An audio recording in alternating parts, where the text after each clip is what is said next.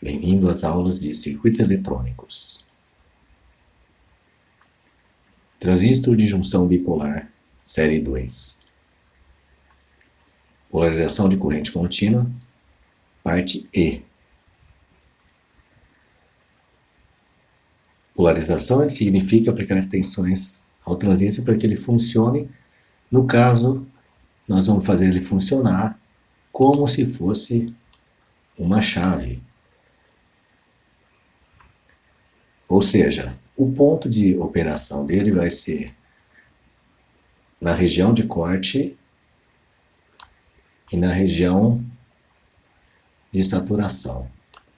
Então, dessa vez nós vamos trabalhar no interior dessa área em branco aqui, onde é o ponto de funcionamento ativo ou linear. E sim, nós vamos trabalhar na região de corte e de saturação. Ou seja, o transistor vai funcionar como se fosse uma chave. Essa é a configuração que a gente vai utilizar, onde eu preciso ter na entrada dele um pulso, como se fosse uma ação de ligar e desligar alguma coisa. E a saída, que é a tensão do coletor, ela é inversa a esse pulso. Ou seja, quando eu tenho a tensão em alta, nesse caso aqui 5 volts, a saída é 0. E quando eu tenho a tensão em baixa, 0 volts, a saída é 5 volts. Pois, com a tensão alimentando a resistência de base, eu gero uma corrente que vai fazer com que ele funcione como se fosse um curto-circuito. Nesse ponto, então, esse sinal de terra vem para o VCC. Então, é onde eu tenho esse sinal de terra. Quando ele está em zero ou não tem nada na base aqui, não existe essa corrente de base e ele vai funcionar como se fosse um circuito aberto. Então, essa parte aqui toda sai. Quem vai mandar vai ser essa alimentação de 5 volts que vai sair na minha saída VC.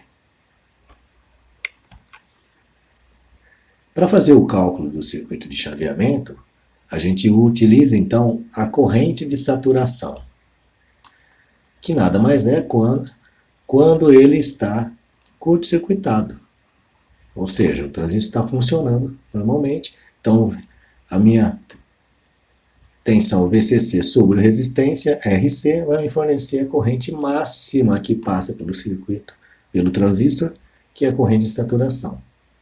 E para garantir que ele funcione no corte de saturação, a resistência de base aqui tem que fornecer para o circuito uma corrente I de B que seja maior do que essa corrente de saturação, dividido pelo beta, proporcionalmente.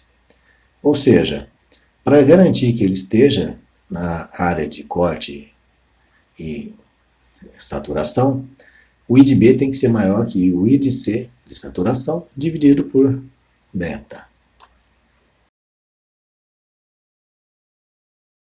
Para o cálculo do circuito de chaveamento, temos aqui um exemplo, onde eu tenho aqui uma configuração do transistor como chave e tenho o meu beta, também chamado de HFE, de 125. O que eu faço então?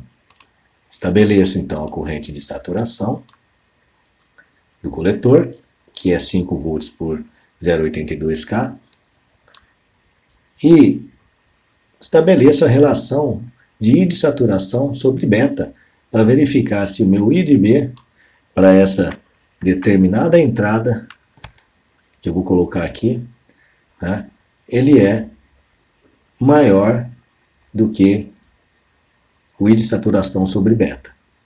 Fazendo esse cálculo, eu tenho que o meu I de B aqui tem que ser maior do que 48,8 microamperes.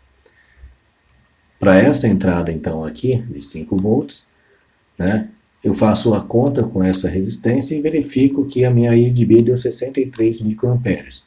Ou seja, ok, 63 microamperes com essa resistência de 68K é maior do que 48,8 microamperes, que foi a I de saturação sobre beta.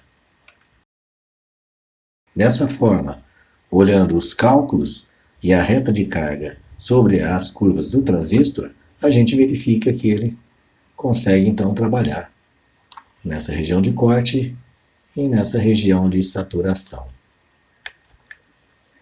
Uma coisa interessante, né, que a gente deve levar em conta é o tempo de chaveamento do transistor, ou seja, o tempo que ele leva para ficar on e o tempo que ele leva para ficar off, ou seja, ligado ou desligado.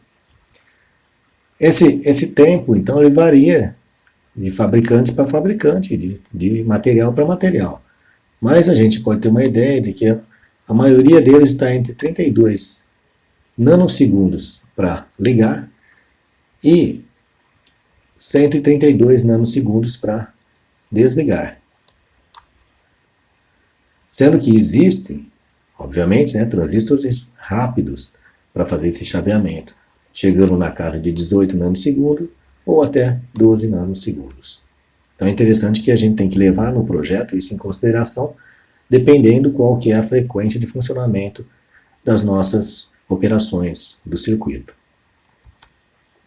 Exercício 1. Determine RB e RC para o transistor da figura. Se I de C de saturação é igual a 10 mA.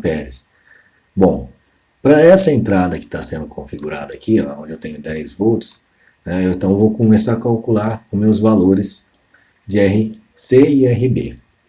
O RC, então, quando é o I de saturação que passa sobre ele, eu consigo estabelecer em função da minha tensão. Então eu tenho que o meu RC vai ser 1 kΩ. O meu RB, então, né, vai ter que ser estabelecido em função da corrente de base que vai ser fornecida por essa entrada.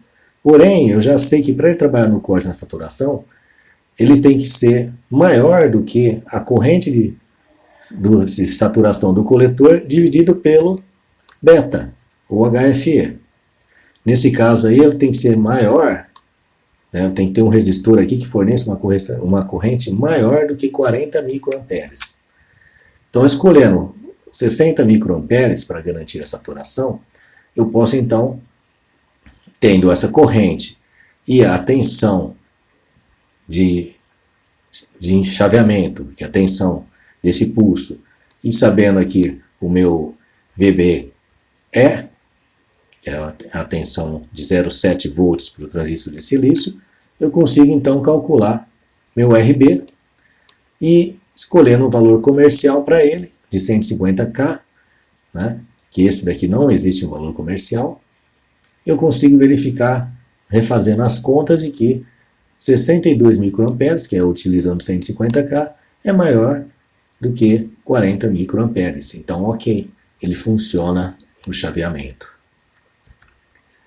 Exercício 2. Projete o circuito inversor da figura para operar com uma corrente de saturação de 8 mA, utilizando um transistor com beta de 100 e um nível IB igual a 120% do IB de saturação, né, e com resistores comerciais. Então, eu estou vendo aqui, o meu transistor tem um VCC de 5 volts e tem o meu pulso de 5 volts.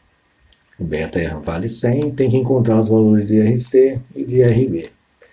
Assim, o I de saturação, se ele é 8 mA, eu consigo, a partir da tensão de 5 volts, encontrar a minha resistência RC, que é de 625 ohms.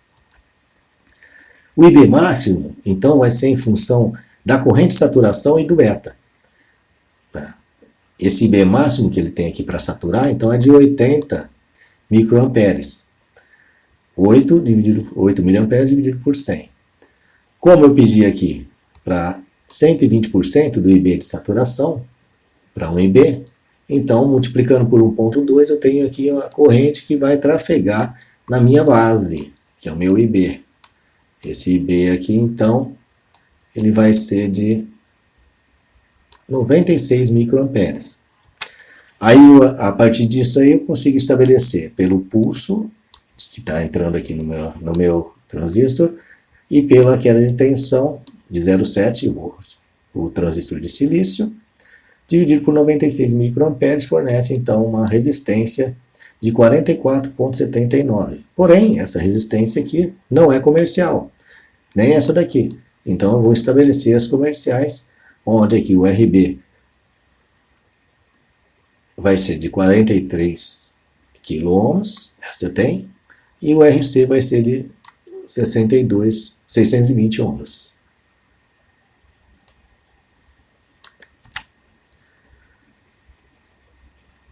As considerações finais, na análise do circuito, como chave foi NPN, serve para o PNP também, e existem outras configurações também desses transistores aí, como base comum e também como coletor comum.